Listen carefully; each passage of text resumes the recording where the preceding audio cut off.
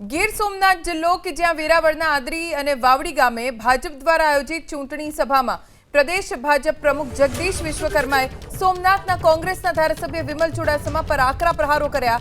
તેમણે જનસભાને સંબોધતા કહ્યું કે સોમનાથના ધારાસભ્ય વિધાનસભામાં માત્ર ચૂપકીદી સેવીને બેસી રહે છે અને તેમણે ક્યારેય આ વિસ્તારના જ્વલંત પ્રશ્નો કે વિકાસ કામો માટે સભાગૃહમાં રજૂઆત નથી કરી। તેમણે દાવો કર્યો કે વિસ્તારમાં જે કંઈ પણ રોડ રસ્તા કે વિકાસના કામ થઈ રહ્યા છે તે ભાજપના જિલ્લા પ્રમુખ અને સાંસદની જહેમત તથા રજૂઆતોને આભારી છે। આ સભા દ્વારા ભાજપે સ્થાનિક સ્વરાજ્યની ચૂંટણીમાં સોમનાથ બેઠક પર કોંગ્રેસના ગઢને આંચકો આપવા માટે રણશીંગું ફૂંક્યું છે।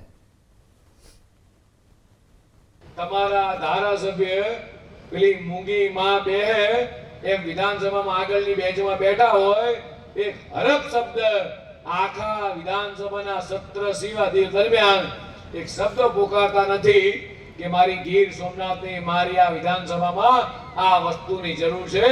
આ પ્રશ્ન ઉઠાવતા હોય તો આપણા સાંસદના ધારાસભ્યો અને આ જિલ્લાના પ્રમુખ પત્ર લખે માન્ય મુખ્યમંત્રીશ્રીને કે મારા ગીર સોમનાથના ગામડાઓમાં પ્રશ્ન છે એની દેખરેખ રાખવાનું કામ રોડ જેટલા પણ મંજૂર થાય છે આ રોડ તમારા ધારાસભ્ય ક્યારેય માંગતા નથી। અમારા જિલ્લા પ્રમુખ હોય કે સાંસદ સભ્ય હોય કે ધારાસભ્ય હોય આ વિસ્તારની ચિંતા કરે છે। મિત્રો કોંગ્રેસના મિત્રોને ખાલી પૂછો તમે કે અત્યાર સુધી 60 વર્ષ સુધી કેન્દ્રમાં તમારી સરકાર રહી તમે કેટલો વિકાસનું કામ કર્યું। આ ભારતીય જનતા પાર્ટીની નેમ રહી છે કે જ્યાં માનવી ત્યાં સુવિધાનું મંત્ર હોય। આપણી સાથે વિમલ ચુડાસમા ખુદ જોડાઈ ગયા છે। વિમલજી, ખુદ ભાજપના પ્રદેશ અધ્યક્ષ જગદીશ વિશ્વકર્મા આપના જ ગઢમાં આવીને લોકોને કહી રહ્યા છે કે વિમલ ચુડાસમા વિધાનસભામાં ચૂપકીદી સેવીને બેઠા રહે છે અને વિસ્તારના કોઈ પ્રશ્નોને ઉઠાવતા નથી। શું જવાબ તેમને આપશો આપ? સોમનાથના સાનિધ્યમાંથી આપને હું ભારતીય જનતા પાર્ટીના પ્રદેશ પ્રમુખ જગદીશભાઈ વિશ્વકર્માને કહેવા માંગુ છું, અમે તમારા જેમ નથી કે દિલ્હીથી નરેન્દ્રભાઈ ચિઠ્ઠી જેટલી મોકલે એટલું જ બોલીએ।